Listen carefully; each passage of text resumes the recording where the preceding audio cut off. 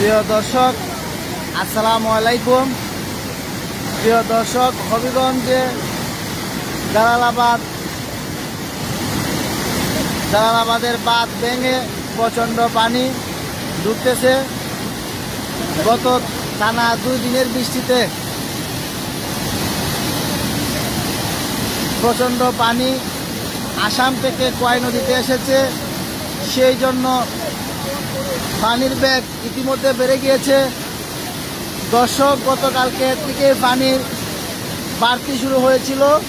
গতকালকে যারা এর আশেপাশে ছিলেন, বাড়িঘরে তারা থাকতে পারেননি, তারা অনেকটাই আতঙ্কের মধ্যে ছিলেন। দর্শক, যে যেখান থেকে আমার এই ভিডিওটি দেখছেন, আপনারা অবশ্যই কমেন্টের মাধ্যমে জানাবেন এবং ভিডিওটি শেয়ার করে অন্যকে দেখার সুযোগ করে দিবেন।